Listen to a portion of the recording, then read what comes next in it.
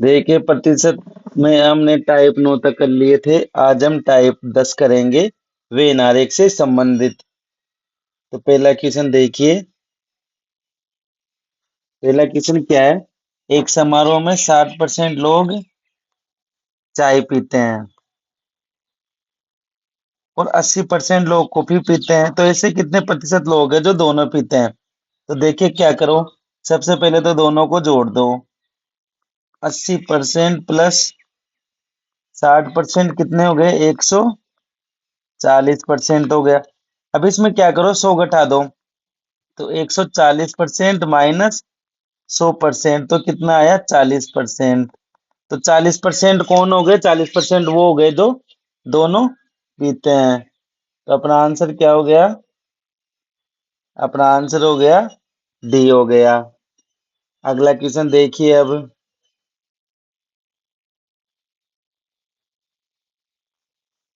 एक परीक्षा में 30% विद्यार्थी गणित में अनुत्तीर्ण हुए, 50% अंग्रेजी में अनुत्तीर्ण हुए तथा 20% दोनों में उत्तीर्ण हुए।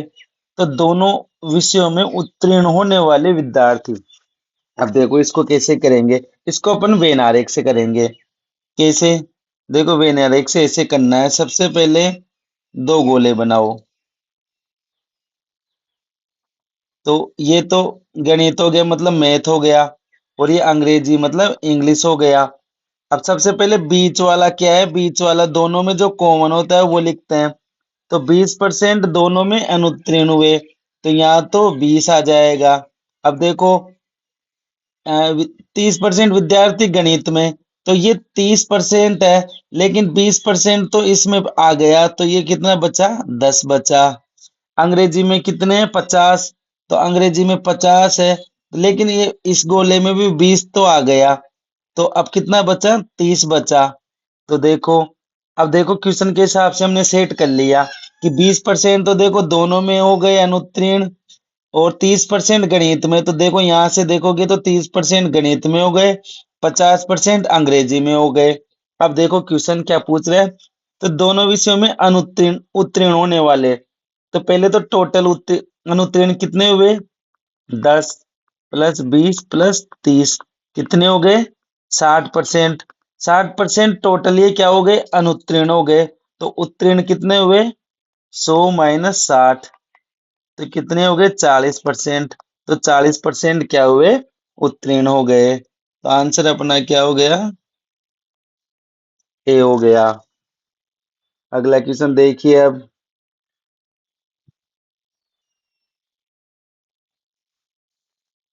अब तीसरा क्वेश्चन देखिए।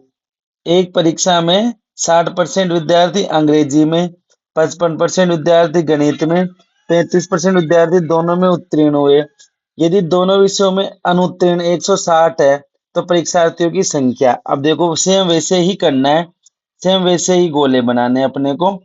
देखो ये तो हो गया अंग्रेजी में, इंग्लिश ई से लिख देते, गणित मैथमेटिक्स एम। अब देखो दोनों में कितने हुए उत्तीर्ण? 35%, तो दोनों में 35, तो यहाँ बीच में लिखो। अब अंग्रेजी में कितने हैं? 60।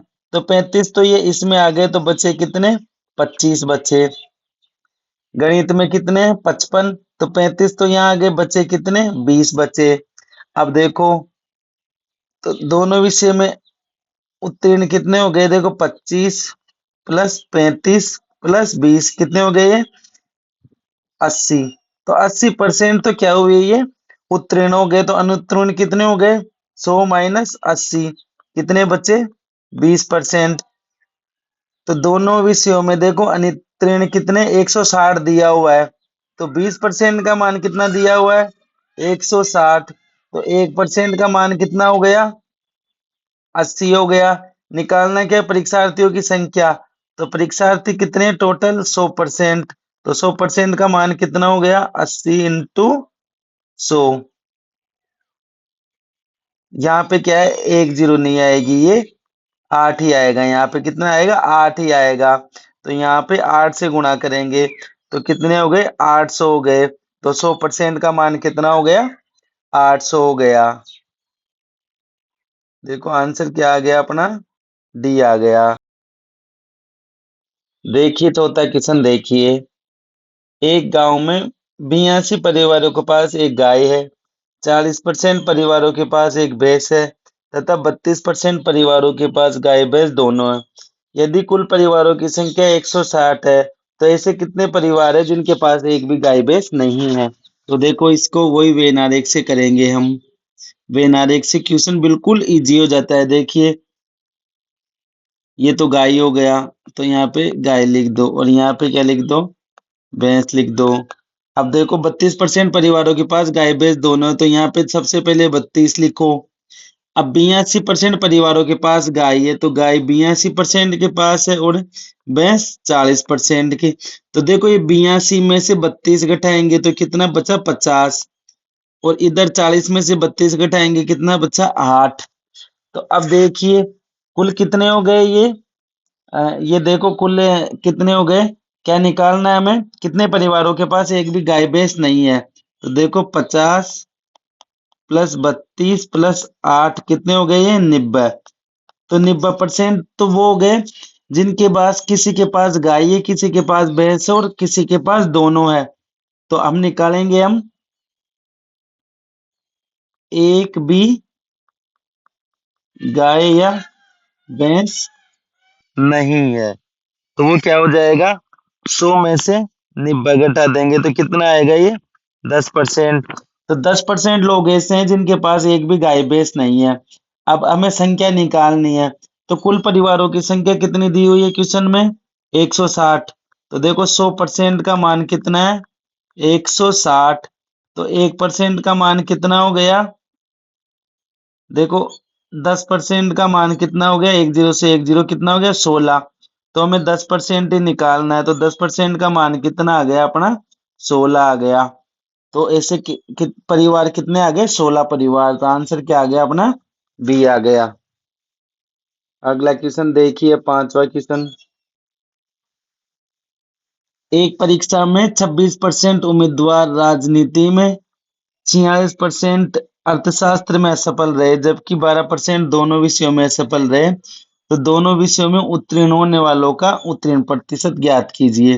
तो देखो वैसे ही करो इसको भी वेन आरेख से। राजनीति पॉलिटी हो गया और ये अर्थशास्त्र इकोनॉमिक्स हो गया। तो दोनों में कितने, 12 आ गए। जबकि राजनीति में कितने, 26% और अर्थशास्त्र में कितने, 46। तो 26 में से 12 गए तो कितने बचे, 14 यहाँ आ गए। और 46 में से 12 गए तो कितने बचे, 34 यहाँ आ गए। ठीक है, अब निकालना क्या है, दोनों विषयों में उत्तीर्ण होने वाले। तो ये तो क्या है, अनुत्तीर्ण। तो 14 प्लस 12 प्लस 34, तो ये कितना हो गया, 60%। तो 60% तो क्या आ गए, ये असफल हो गए, असफल वाले क्या हो गए, ये 60% असफल हो गए या अनुत्तीर्ण हो गए। तो अब उत्तीर्ण कितने हो गए, उत्तीर्ण हो गए 100 माइनस 60, तो कितना बचा, 40%। तो 40% क्या हुए, उत्तीर्ण हुए। तो अपना 40% ए आंसर आ गया।